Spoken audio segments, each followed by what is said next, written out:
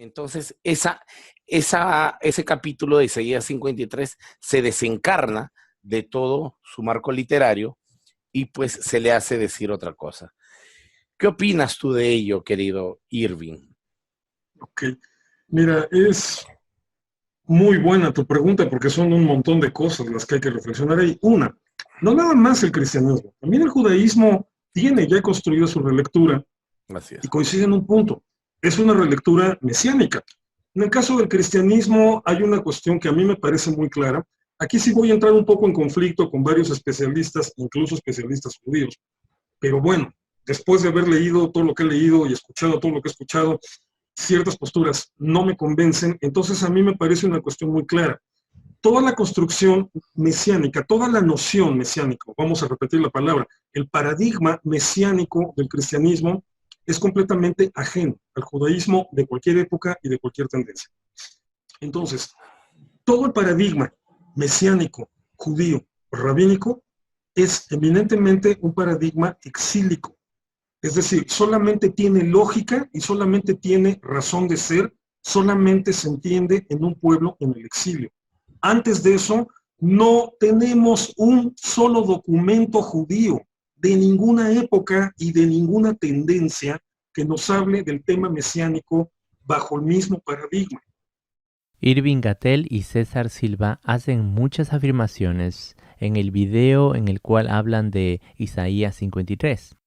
Pero la principal afirmación que hacen y sobre la cual están fundadas todas sus conclusiones posteriores es el decir que la interpretación mesiánica de Isaías 53 es tardía.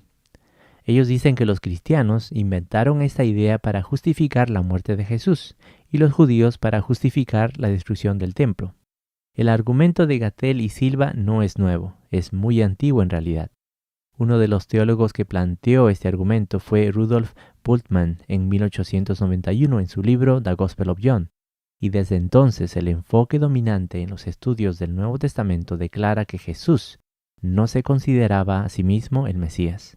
Según este pensamiento, Jesús no se identificaba con las figuras mesiánicas del Hijo del Hombre del libro de Daniel 2 y el siervo sufriente de Isaías 53.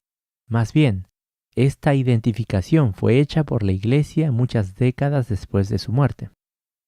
Rudolf Bultmann lo pone así.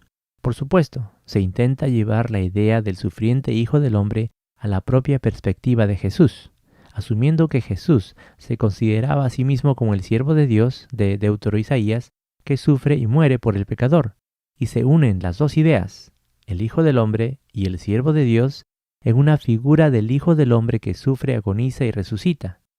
La interpretación mesiánica de Isaías 53 fue descubierta en la iglesia cristiana, e incluso en ella no inmediatamente. The Gospel of John, páginas 569-570. El problema para estos argumentos es que sí existen documentos anteriores a la era cristiana que relacionan al siervo sufriente de Isaías 53 con el libro de Daniel capítulo 2 y las mezclan para presentarnos a una figura mesiánica. Los himnos mesiánicos descubiertos en Qumran ponen en duda las conclusiones de Bultmann y los que repiten sus ideas, muchas veces sin saberlo, como Gatel y Silva.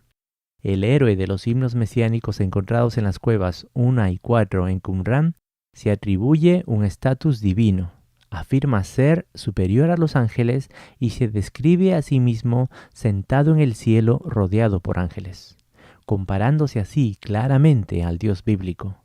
Al mismo tiempo, se describe a sí mismo como despreciado y rechazado por los hombres, y hace afirmaciones como: ¿quién ha llevado todas las aflicciones como yo? ¿Quién se compara a mí en soportar el mal? Por tanto, también se identifica con el siervo sufriente de Isaías 53. Por lo tanto, la interpretación mesiánica de Isaías 53 no fue descubierta o inventada por la iglesia cristiana, ya había sido desarrollada por el Mesías de Qumran. En vista de estos hechos, debemos considerar que la presentación de Jesús como una combinación del Hijo del Hombre y el siervo sufriente no fue una invención posterior a la Iglesia. Los escritores de estos himnos mesiánicos ya habían hecho una fusión de este tipo muchos años antes de la aparición de Jesús.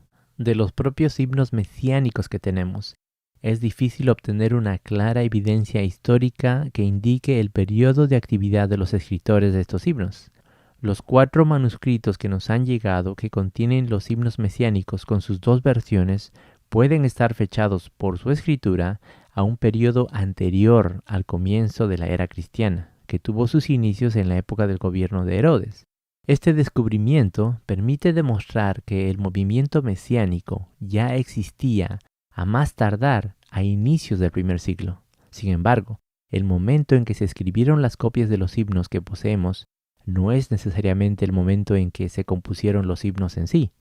No podemos descartar la posibilidad de que se hayan compuesto muchos años antes y que se hayan perdido copias anteriores que no nos han llegado.